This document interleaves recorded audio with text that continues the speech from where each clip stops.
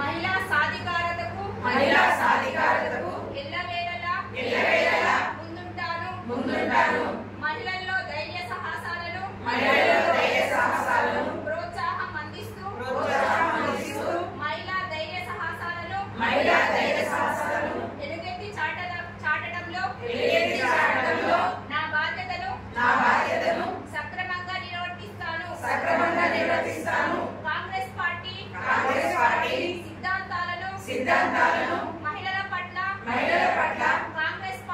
Congress party చూపిస్తున్నటువంటి ఔదార్యాన్ని party విధి విధానాలను ప్రజల్లోకి తీసుకుపోవడానికి కంకణబద్ధులమవుతాము. మహిళలమైన మేమందరము మహిళా శక్తిగా పరిణితి చెందడాన్ని కార్యక్రమం తీసుకోవాలి అసలైతే. కానీ వాతావరణం సహకరించకపోవడం, ఎండ తీవ్రత ఎక్కువగా ఉండడం వల్ల మండలానికి ఒకళ్ళనే తీసుకోవడం జరిగింది. మరి అందరి సోదరీమణులందరూ కూడా ఈ కార్యక్రమానికి వచ్చి బాధ్యతాయుతంగా వాళ్ళు కూడా ఈ రాజకీయ శిక్షణ తరగతులలో చాలా నేర్చుకోవాలనేటువంటి ఉత్సాహంతో వచ్చినందుకు వీళ్ళందరికీ కూడా ధన్యవాదాలు, అభినందనలు తెలియజేస్తున్నాను. 3 రోజుల ప్రోగ్రామ్ని ఒకరోజు వర్క్షాప్గా తీసుకోవడం జరిగింది. ఈ వర్క్షాప్లో వాళ్ళు నేర్చుకునేటువంటి అంశాలు ఏవైతే ఉన్నాయో తర్వాత నెక్స్ట్ మంత్ 3 రోజుల కార్యక్రమానికి ఏర్పాటు చేయడం జరుగుతుంది. దాంట్లో భాగంగా చాలామంది నాయకులను, ఇప్పుడు ఇచ్చినటువంటి అనుభవశాలులైనటువంటి వక్తలను పిలిచి మీకు క్లాసులు ఇప్పించడం జరుగుతుంది. కాబట్టి స్వతంత్రోద్యమంలో కాంగ్రెస్ పాత్ర, స్వతంత్రోద్యమంలో మహిళ పాత్ర అంశాల గురించి ఇక్కడ ఉన్నటువంటి మనకి సందేశాన్ని, మీ అందరి సందేహాలను తీర్చడానికి పెద్దలందరూ వచ్చారు. మన ఆహ్వానం మన్నించి వచ్చినటువంటి పెద్దలందరికీ కూడా ధన్యవాదాలు, కృతజ్ఞతలు తెలియజేస్తున్నారు.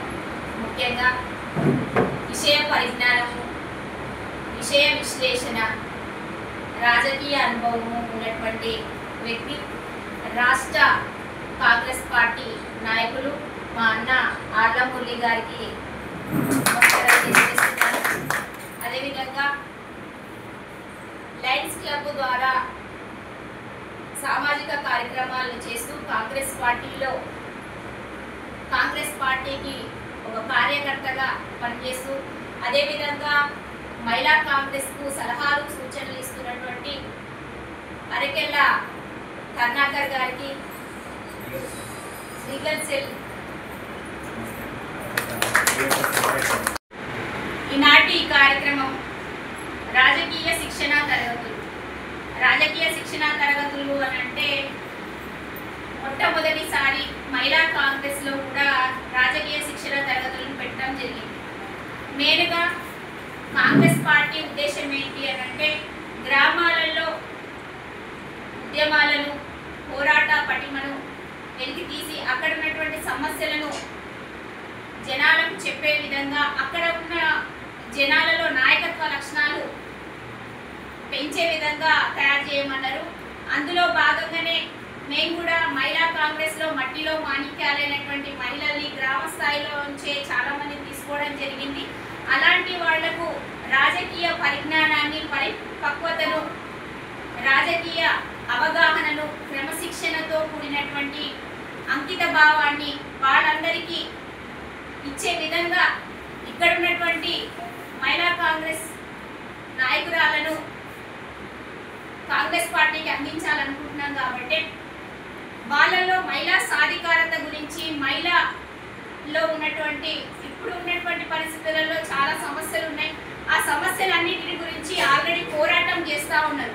అంటే ఇప్పుడే మేమే పోరాటం చేస్తున్నామా, మాకంటే ముందు పోరాటం చేసేటోళ్ళు ఉన్నారా అనేది వాళ్ళకి తెలియడానికి, ఇంకా వాళ్ళలో పోరాట పటిమను నింపడానికి గతంలో అంటే మనకంటే ముందు ఎంతమంది పోరాటం చేసిండ్రు, స్వతంత్రోద్యమంలో ఎంతమంది ఉన్నారు అనేటువంటి ఉద్దేశాన్ని వాళ్ళకు కల్పించడం కోసమే ఈ శిక్షణ కార్యక్రమాన్ని ఏర్పాటు చేయడం జరిగింది.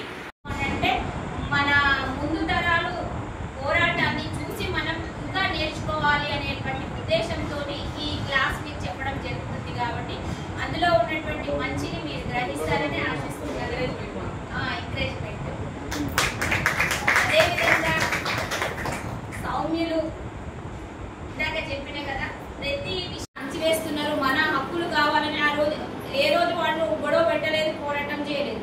కేవలం మాతృభూమి కోసమే పోరాటం చేసిండ్రు. అది వాళ్ళ బాధ్యతగా భావించిండ్రు. కాబట్టి ఆ బాధ్యతను మీరు స్ఫూర్తిగా తీసుకొని ఈరోజు ఈ ప్రభుత్వం గురించి, మన ప్రభుత్వం గురించి, మన పార్టీ గురించి, లోకల్లో ఉన్న సామాజికంగా బాధ్యత తీసుకొని సామాజిక సమస్యల గురించి పోరాటం చేస్తే హక్కులు దానంతటా అవే వస్తాయి అనేది మన పెద్దలు సూచించినటువంటి విషయాన్ని మీరు ఆలోచించి అది గ్రహిస్తారని ఈ తరగతి యొక్క ముఖ్య ఉద్దేశం. ఆఫ్ఘనిస్తాన్ అంటే 1945 తర్వాత విడిపోయింది. ఇట్లా పెద్ద డేట్ ఉన్నది. కానీ మన భారతదేశానికి చరిత్ర కన్నా చరిత్ర ఉంది. మన ద్వారకా సముద్రంలో మునిగిపోయింది. అది ఎప్పుడు మునిగిపోయింది, దాని చరిత్ర ఏంటంటే ఇంతవరకు మనకు తెలియదు. అంటే మన భారతదేశంలో ఒక స్త్రీకి ఉన్న విలువ ఎంత ఉన్నది అనేది అర్థం కావడం కోసం చెప్తున్నాను. అక్కడి నుంచి మొదలు పెడితే భారతదేశంలో ఉండేటువంటి ఒక సమశీతోష్ణ స్థితి కానీ, భారతదేశంలో ఉన్నటువంటి వనరులు కానీ, భారతదేశంలో ఉన్నటువంటి ఒక మంచి ఒక భూమి కానీ ప్రపంచంలో ఎక్కడా లేదు. అందుకని భారతదేశాన్ని బంగారు భూమి, సువర్ణ భూమి అని పిలిచేవాడు.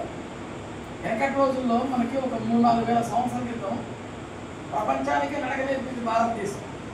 ప్రపంచానికి నడక నేర్పింది భారతదేశం. మన యొక్క గుళ్ళు కానీ లేకపోతే మనవి కానీ మన దగ్గర ఉన్నాయి ఇవి కూడా ప్రపంచంలో ఎక్కడా లేదు. అవన్నీ ఒక 200 సంవత్సరాలు కట్టి, ఒక 5 సంవత్సరాలు కట్టి, కానీ భారతదేశంలో కట్టినది 3000 సంవత్సరాలు, 4000 సంవత్సరాలు, 2000 సంవత్సరాలు.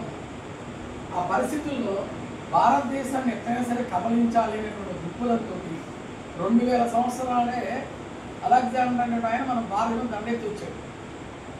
దండెత్తి వచ్చినప్పుడు అలెగ్జాండర్ చక్రవర్తి భారతదేశం ఒక స్త్రీని ప్రేమిస్తాడు. ప్రేమించి ఒక స్త్రీ అలెగ్జాండర్ చక్రవర్తిని మన భారతీయ స్త్రీ నేను పెళ్లి చేసుకుంటానని చెప్తాడు అలెగ్జాండర్ చక్రవర్తి. చెప్పిన తర్వాత ఏం జరుగుతుంది, అలెగ్జాండర్ చక్రవర్తికి ఈ అమ్మాయి ఒక దండి గొలుసు ఇస్తుంది. నువ్వు ఈ గొల్లులో ఈ గొలుసును మెల్ల వేసుకున్నప్పుడు నీకు యుద్ధంలో ఏమి కాదని చెప్పి పురుషోత్తముని చక్రవర్తి దగ్గరికి వెళ్ళి నాకు కోరిక ఇలా అడుగుతుంది, ఇట్లా ఆడపిల్ల వచ్చిందన్నా చక్రవర్తి గారు ఏంటన్నా నేను కోరుకున్నాను, రైట్ నేను ఇద్దరికి వెళ్ళబోతున్నాను, దాంట్లో నా భర్త ఉన్నాడు, మీరు ఏమన్నా చేయగా నా భర్తను చంపొద్దు అని అడుగుతుంది. సరే నీ కోరిక తీరుస్తానమ్మా అని చెప్పిన అట్లాంటి గొలిసే ఒకటి ముందు ఆ అబ్బాయికి అలజండ గారికి వేయకన్నా ముందు ఈ పురుషోత్తముడికి ఆ గొలుసు చూపించి ఈ గొలుసు వేసిన ఆయన మెల్ల ఉంటుంది ఆయన చంపొద్దని ఈయన చంపుదామని నిలబడి ఆ గొలుసు నీకు చంపడు. అవునా అమ్మ? అవునా కాదు? అది మన భారతీయ స్త్రీకి ఉన్న విలువ. ఆ రోజు నుంచి మొదలు పెడితే రాణి రుద్రమదేవి ఉన్నారు మన ఇక్కడే వరంగల్. కాకతీయ సామ్రాజ్యం అనేది రాణి రుద్రమదేవి గారు దరిదాపు వారసులు లేకపోతే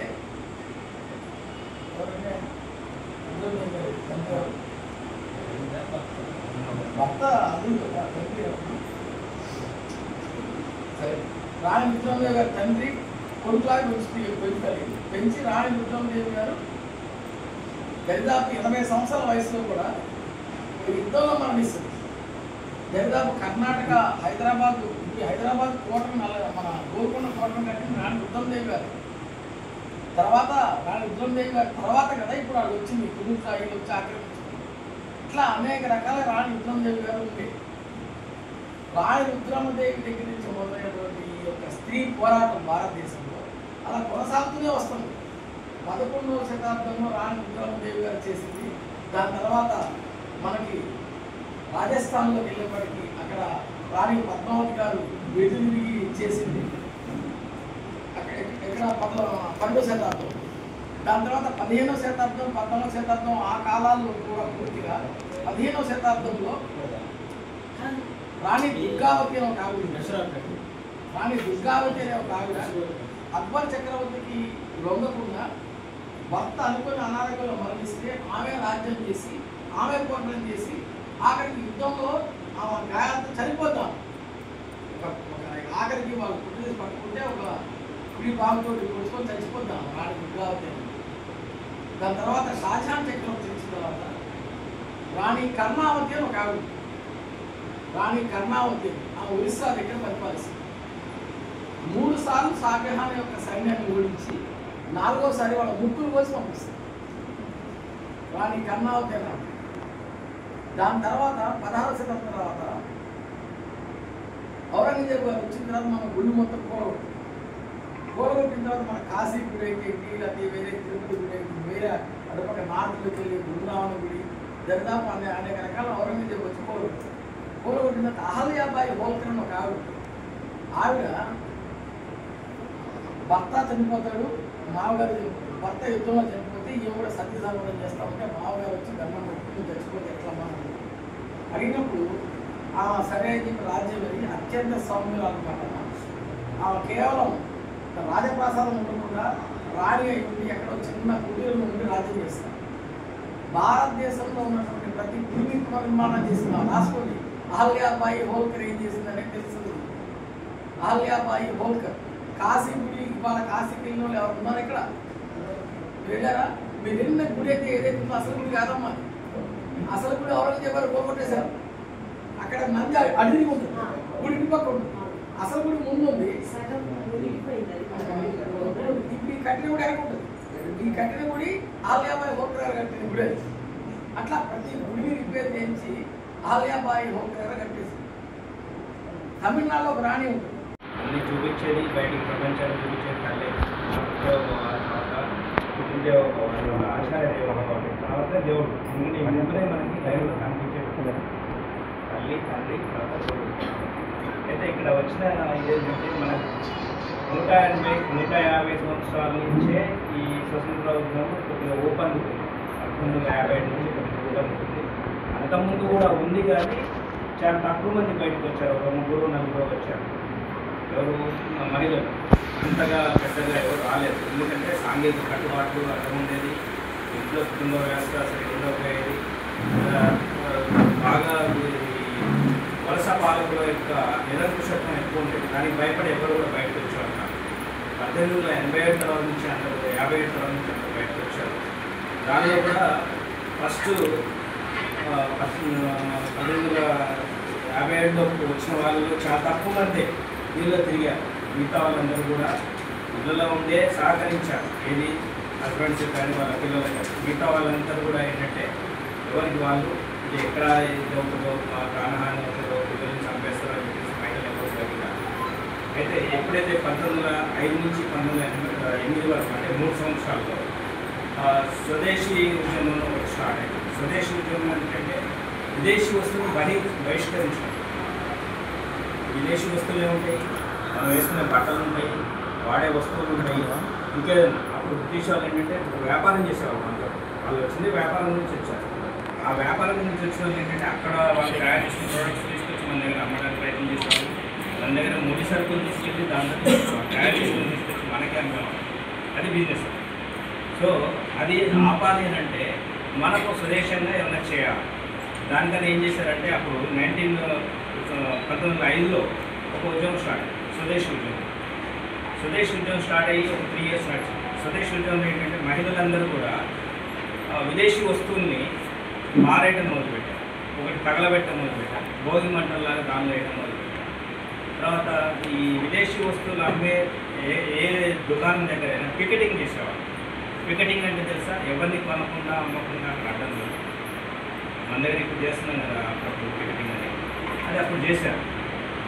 అదొక పద్ధతిగా నడిచింది. పొలిటికల్ పార్టీస్ ఏంటంటే అన్నిట్లోకెల్లా చాలా పాతది. ఫస్ట్ అంటే ఎస్టాబ్లిష్ చేసింది ఏంటంటే కాంగ్రెస్ పార్టీ.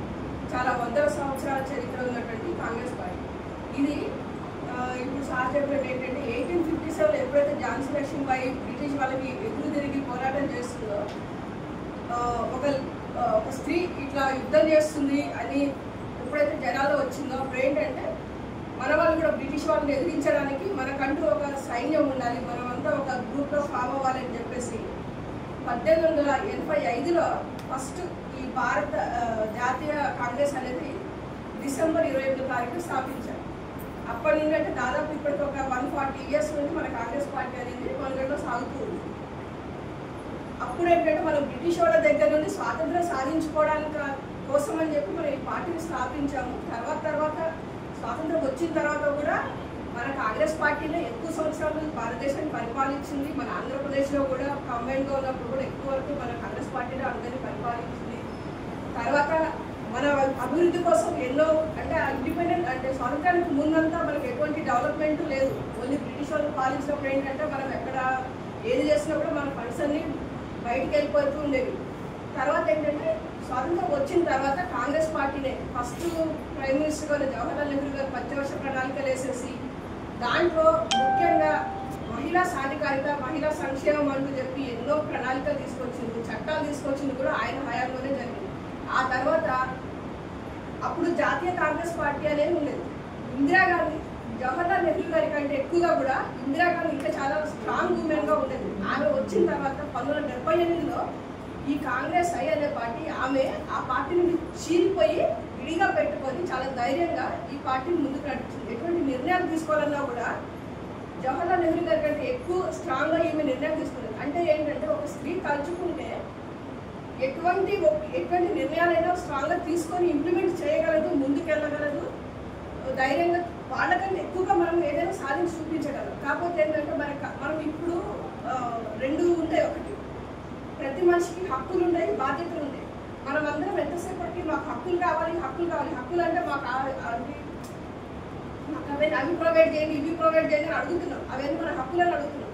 మన బాధ్యతలు మాత్రం ఎవ్వరం ఎప్పుడు ఎక్కడ ఎక్స్ప్రెస్ చేయరు. అంటే మనం ఏంటంటే ఇప్పుడు వీళ్ళందరూ చేసిన వాళ్ళ బాధ్యతలు వాళ్ళు ఏం చేసిండ్రు, ప్రతి స్త్రీ అప్పుడు ఏం చేస్తారంటే ఎవరు వాళ్ళ హక్కులు అడగలేదు. వాళ్ళ బాధ్యత ఏమనుకున్నారు, మేము ఈ దేశం కోసం పోరాడాలి, ఈ దేశం కోసం ఇంతో మేము ఏదో ఒకటి చేయాలన్న ఒక సంకల్పంతో ముందుకు వచ్చింది. అవి బాధ్యతలు. ఇప్పుడు కూడా మనం ఇప్పుడు ఈ పార్టీలు బలోపేతాలు కూడా మనం చేయాలి అంటే మన బాధ్యతలు ఏంటి మనం ఎరగాలి. మనం ఏం చేయాలి, మనం జనాల్లోకి ఎలా వెళ్ళాలి, అవి మన బాధ్యతలు. కొంతమందిని ఉత్తేజపరచాలి, మనం చేసే కార్యక్రమాల గురించి వాళ్ళకి ఎక్స్ప్లెయిన్ చేయాలి, ఇవన్నీ చేయాలి. ఇవి మన బాధ్యతలు. ఇవి కూడా మన హక్కులతో సమానంగా మనం చేయగలిగినప్పుడే మనం ముందుకెళ్ళగలం.